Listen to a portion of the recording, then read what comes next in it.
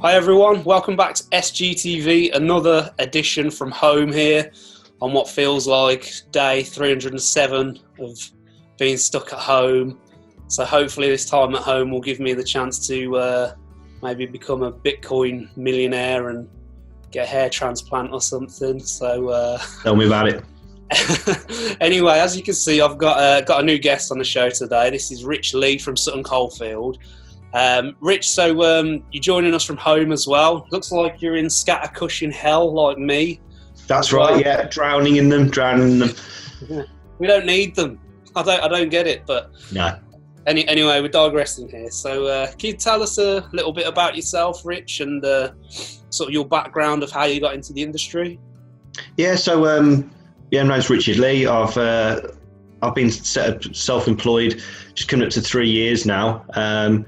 Came at it from a bit of a different angle. I out of school was more into IT, then ended up doing several jobs, digital signage, so as a field engineer, service engineer. So that was very varied, from electronics side, the IT side, and then electrical as well, which is where I got more into electrical. Did my qualifications through that company.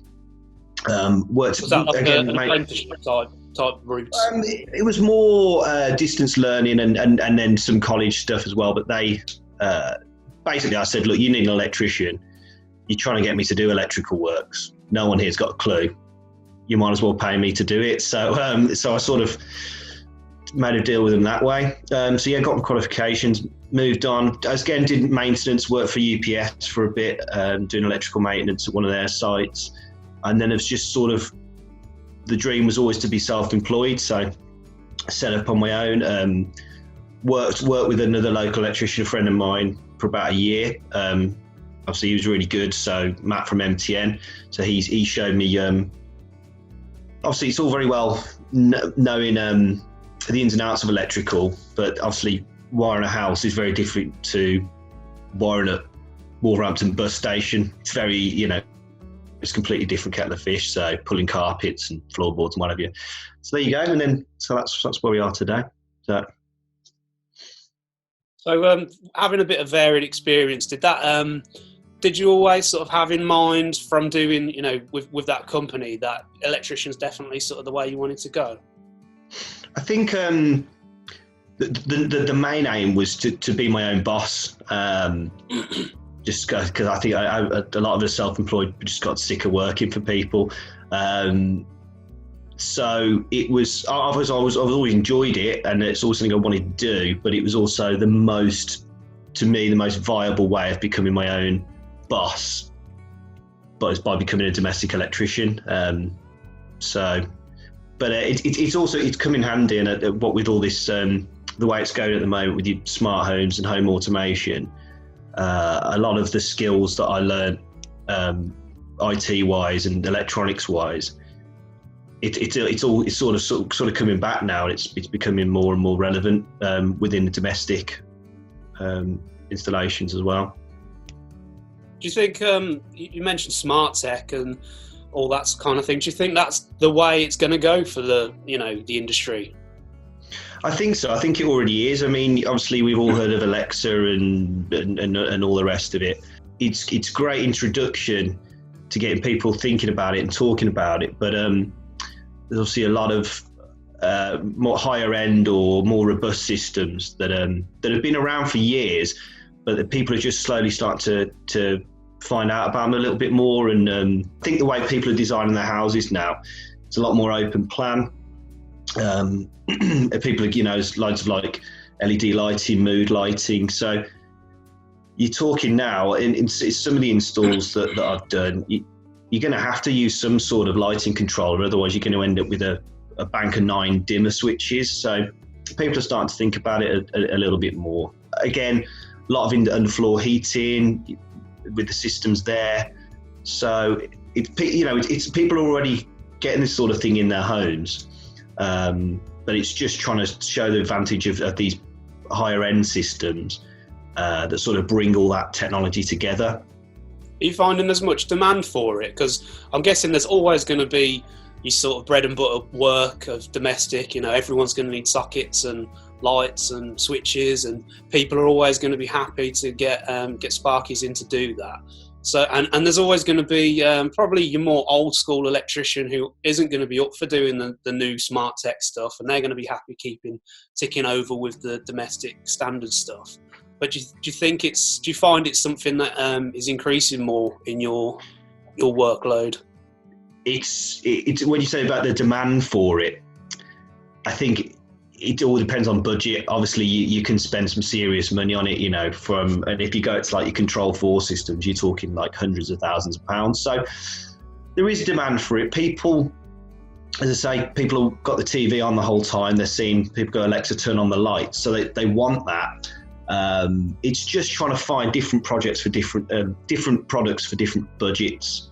So there's definitely demand, but it's just trying to explain to customers that, you know, you're not going to have an all singing, all dancing home automation system for a couple of quid. Like, it's going to cost a few thousand. But there are solutions for different budgets, and CCTV is a big one. Probably, I'd say almost half my business now is CCTV, alarms. So even though they're not traditional, you know, smart home products, there's a lot more tech going into people's houses, access points, wireless networking, that sort of thing.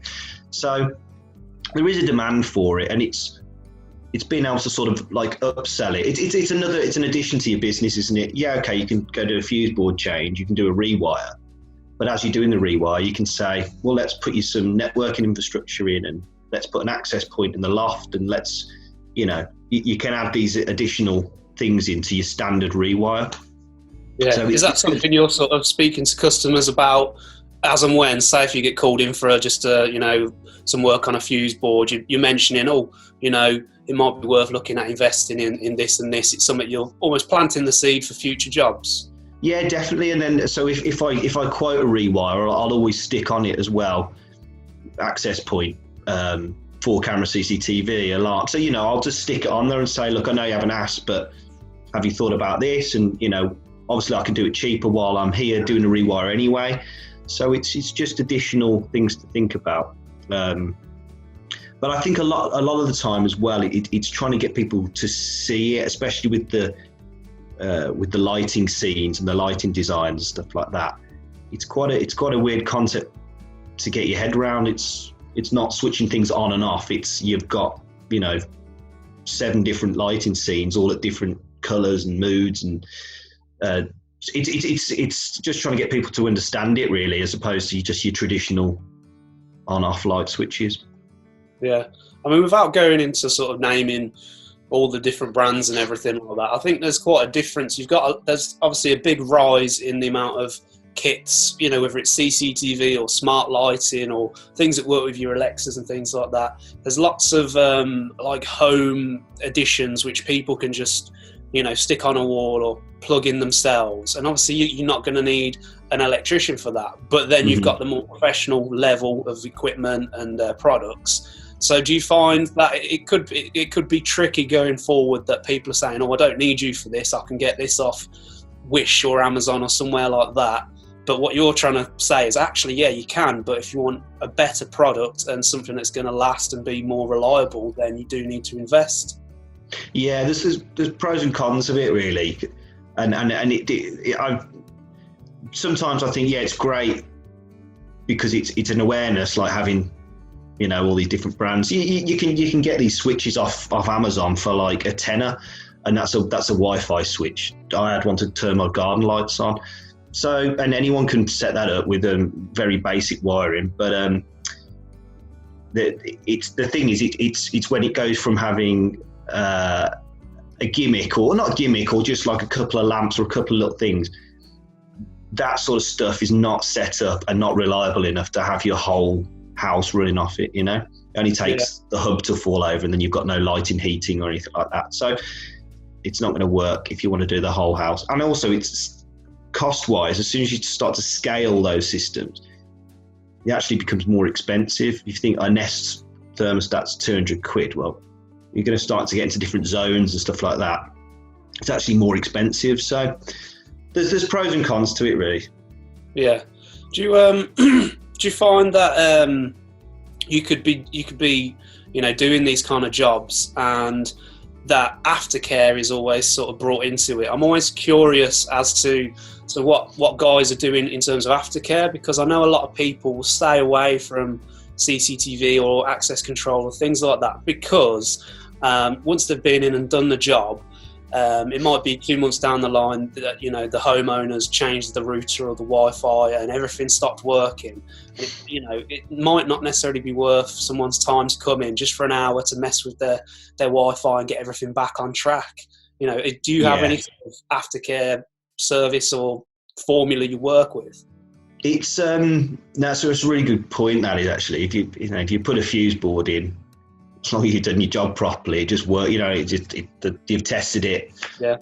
It's done. You're not going to get any callbacks. But I know what you're saying. I think you've just got to sort of build that into the pricing and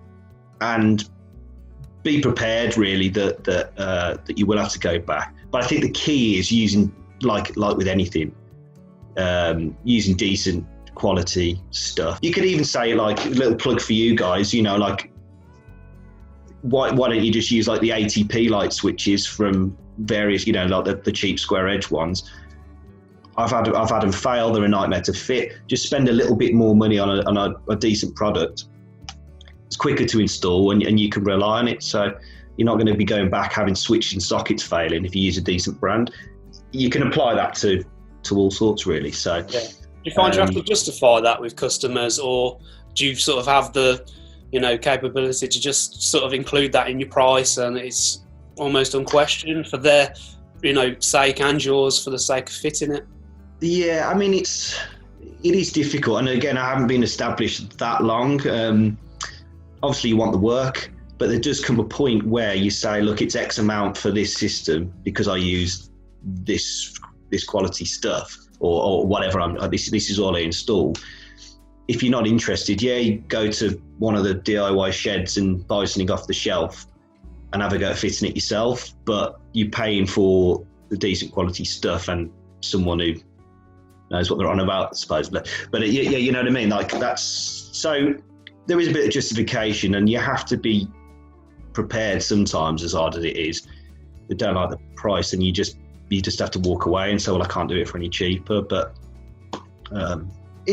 that's just part of business, isn't it? And as I say, do you prefer getting your products from a wholesaler place, or do you prefer the sheds? Because I know it's quite a hot topic, because the guys in the wholesaler, they're probably going to be a bit more clued up on what products are going to be best for quality or where it's going to be installed.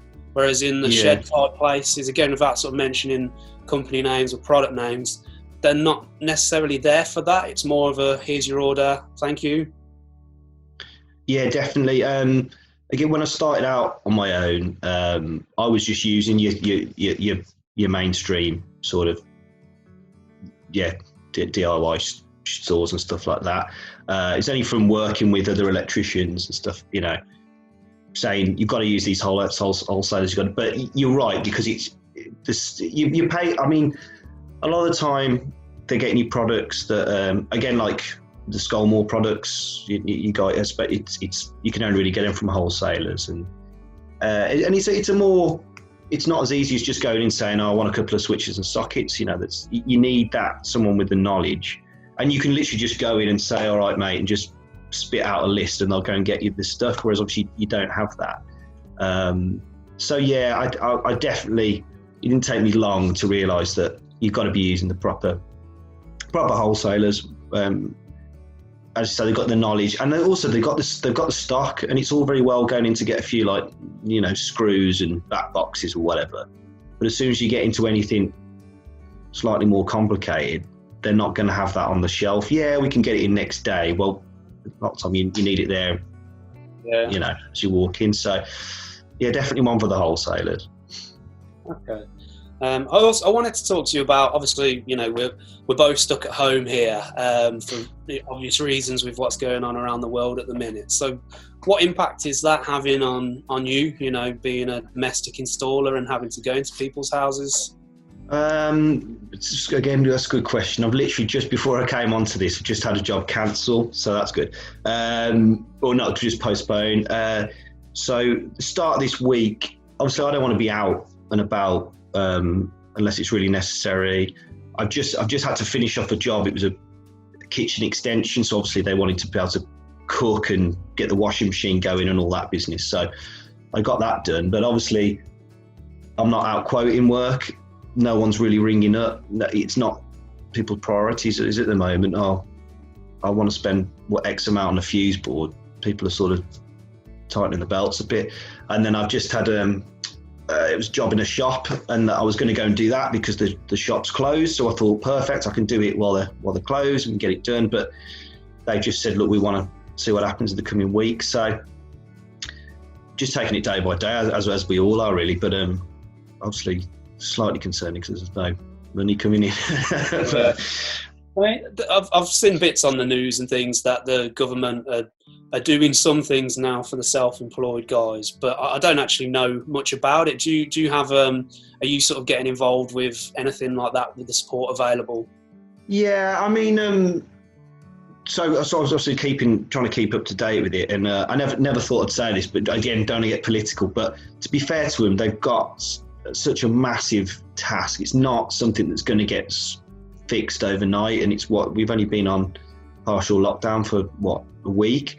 So, they've had to sort out all the employed people, 5 million self-employed. So I'm sure there is a plan. I'm sure they will sort it out. But the thing I'm not too stressed about is we're all in the same boat.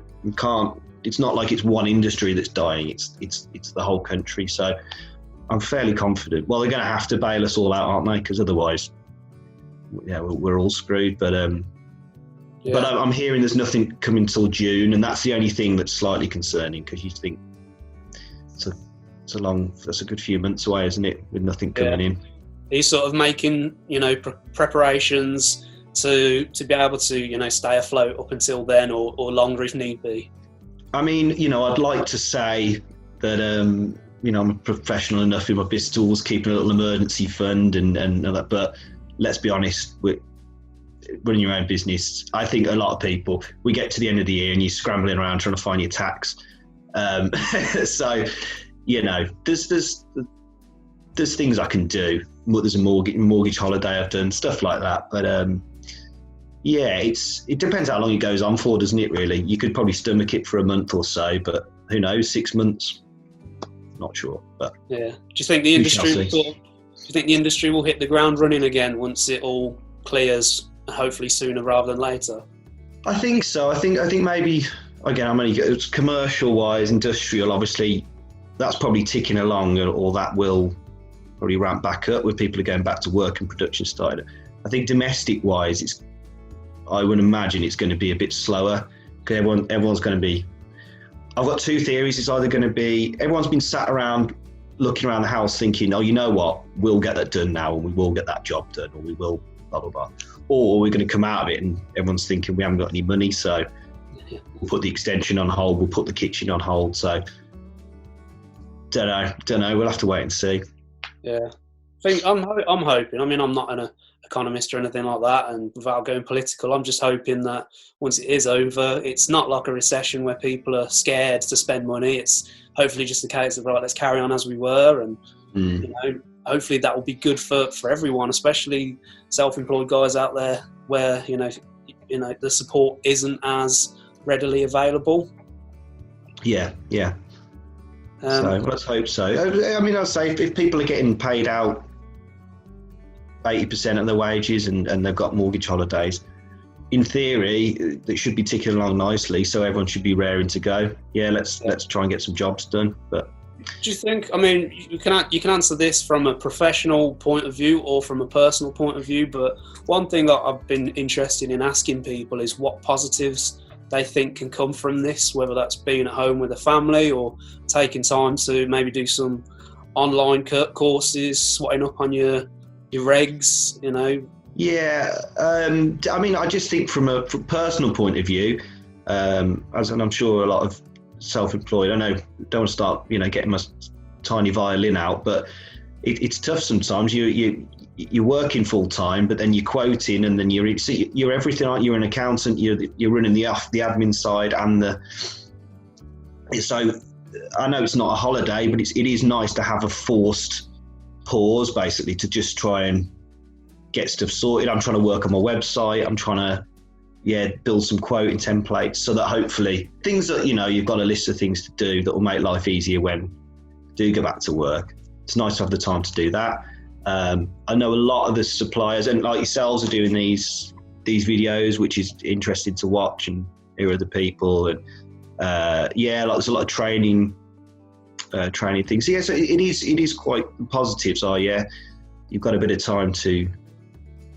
You got to make the most of it. Make the best of a bad situation. Yeah. Before we go, I wanted to know if what's your plan sort of going forward. You've mentioned it's a good opportunity to sort of stop and put things into perspective and get your admin side up to scratch. But what's your plans sort of going forward from this? Now you've got a bit of time to sort of have a stop and think. I think that's it. I think it's sort of trying to. It'll be. I think it might be difficult again. Just talking about this home automation smart home. It's a luxury product. So are people going to want to be? If they need to get the bare minimum done, are they going to want to spend the extra on it? But I think for me, it's about trying to change where the business is going, try and push that a bit more. So that's, getting the branding sorted and getting the website going. If you're going to spend that sort of money, you're going to want to look at a website and look at some examples of products. You're not just going to sort of think, my mate down the road recommended him, he did a fuse board, he must be all right. So I think that's what we're going to try and take the time to do, and try and a bit of a brand refresh, or whatever they say. Are you on social media? I know a lot of Sparkies get some good traffic from there. Is there anywhere our audience could find you? We've got the Facebook page, Instagram, but again, it's trying to, because a lot of my work's been word of mouth, I haven't really pushed those streams. So if you search for RLEC Electrical, you'll find me knocking about. But again, it's trying to build that, because that's the way it's going, whatever industry you're in. So it's all part of the plan. I'll quickly mention as well, just while we're on the subject of smart tech, we do have the Click Smart range. For anyone watching out there, we'll put a little link in the description, so that's there for you guys to check out. But I think that's all we've got time for today. So I want to thank you for coming on the show, Rich, and no worries. Telling us a bit about yourself and what's going on. And hopefully anyone out there will find it useful. And you never know, we might see more from you again soon. Once we're back and running, we could get you in the studio and chat some more, and I might have a full head of hair by then. You never know. Yeah, I doubt it, mate. I think good done for, really. I just have to accept it, don't we?